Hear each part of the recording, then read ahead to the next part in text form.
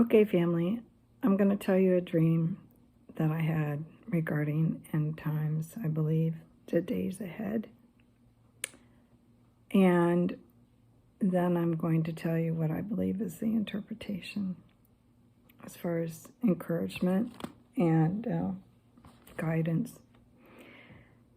So I hope this encourages you. I've wrestled with this because at first I felt it was personal, but I feel pressure to some extent to share with you. So here we go. Good morning, this is Aunt Beth. Welcome to my lamppost. Okay, I had this dream June 30th of this year. And I was on one of those old-fashioned, like, school buses, the yellow ones that we have here in the States. And it wasn't too crowded. There were, I don't know, 10, 15, 20 kids, but we were all seated like in the middle section of the seats, and we were all maybe like fifth graders, you know, bouncing around crazy. And somehow I knew that this was a day camp, and this was the last day of the day camp. We were going to begin the day camp. And we had been told to leave all of our clothes, you know, for camp. It was a 5-day camp. And our everything, including our papers, you know, our identity, back on the other bus. That was, but it was very bad. I kept my identity with me. Didn't bring clothes or anything, but I kept my identity. And we'll talk about the subtext, what I think is going on here later, but I would really appreciate your comments if you have some insight. So we pull up outside. We were like, you know, the chain link fencing that surrounds schools and stuff like that. The driveway, you know, we got in up to the school and was chain link, and there was a delay in getting into the school grounds. And somehow I knew, this is Friday, the last day, but that the morning was 3.5 hours of review, and the afternoon was 3.5 hours of testing. And the school was on the very beginning, and the playground, which had fencing all around it. So once you went into the school grounds itself, you were fenced in. Was all tarmac. I mean, there were slides and stuff like that out in the playground, but no grass, no nothing. And this school was on the perimeter of this amazing meadow. You could see trees maybe in the distance around it, but this meadow was, I don't know, a couple miles wide and forever going forward. Just amazing with all these wildflowers and everything. And the purpose of the school was to teach you how to navigate the meadow, but crazy because it was all tarmacked over, you know, solid, nothing inside of life. So there was a delay getting in the final gate into the school. And I asked the bus driver to let me out because I had no intention of going and sitting for the final exams. And I looked out at that meadow and I thought, the school is to teach me about the meadow, but we haven't spent any time in the meadow. So I asked the school bus driver to let me out during this delay. And he did, but he knew I wasn't intending to come back. And I wasn't afraid. And, you know, maybe, I don't know, 3 or 4 people, kids followed me out. And they stuck close to the perimeter chain link fence separating the meadow from the school. But I started walking straight ahead, started walking. And I walked all day. Wasn't tired. Wasn't afraid. It started getting dusk. And I wasn't cold. You know, all of a sudden I had a sort of a real light sweater on, which I don't remember wearing during the day. But the path I was following was like this one, it was 3 or 4 feet wide, mowed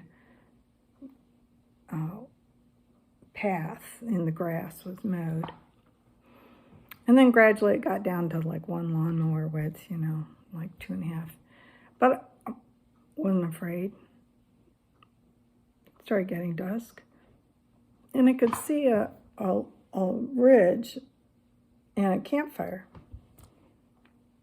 And I came up to this ridge and there were like 2 or 3 people sitting on one side of the campfire, and this guardian is what I would call him. He was very tall and very old, you know, but he didn't move old, and he had these bright, twinkly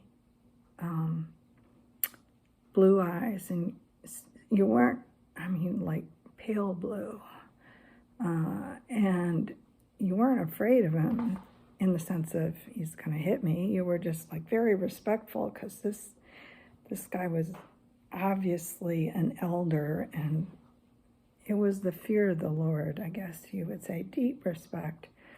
So we all sat on one side of the campfire. This guy sat on the other, and just fellowshiped and laughed and talked, and I felt like I belonged for the first time. And during the day, I could hear some voices calling me, but it wasn't that they were calling me because they were worried about me. They were calling because they were worried about appearances.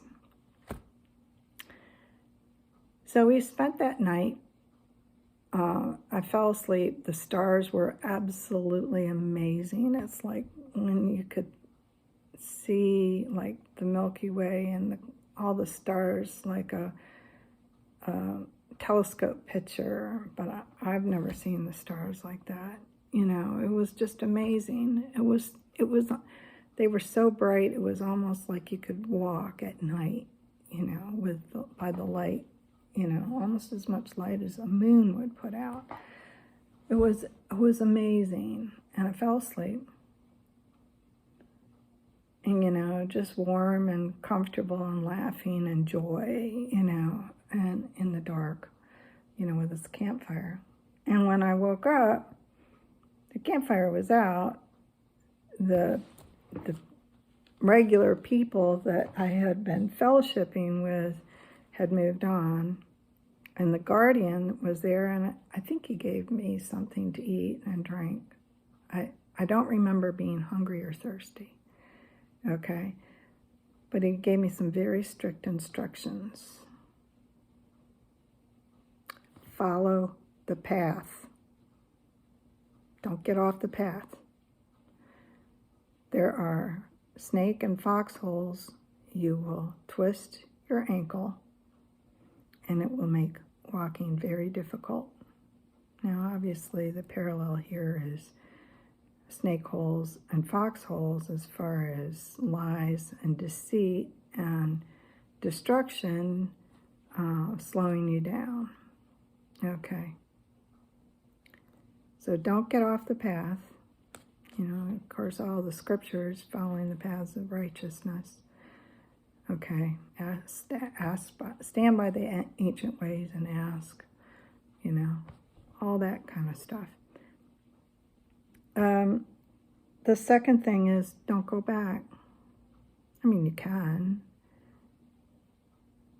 But as soon as you take your eyes off of going forward in your path, As soon as you look somewhere else, you lose the path.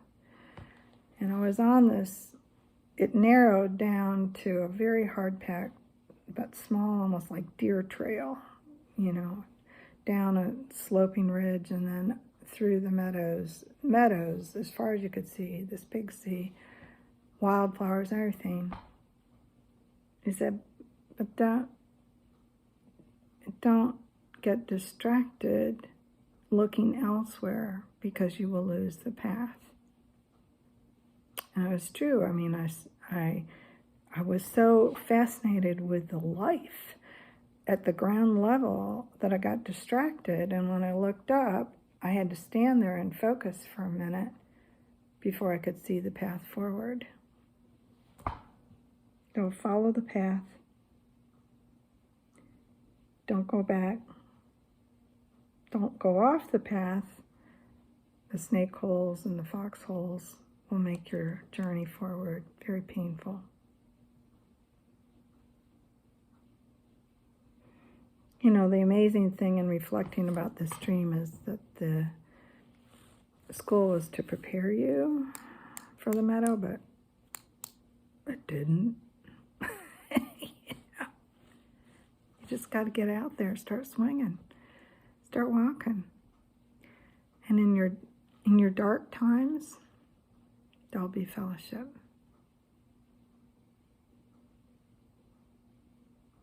I couldn't help but think, I wonder if there's 6 other ridges or whatever that I'm gonna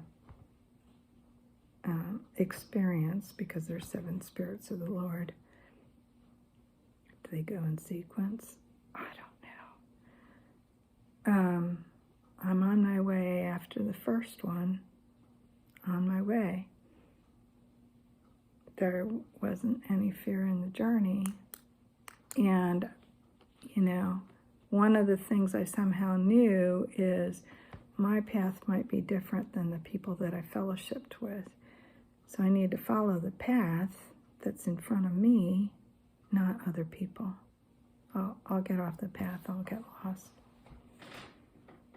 So I hope as I talk to you about this dream that it encourages you to strike out, follow after God, follow the path that He's laid for you and not what other people say you should do. Keep moving forward. God will provide. I hope this encourages you. Sorry it was so long. If you have any comments, please put them below as far as any additional insights. And have a fabulous day. All God's best.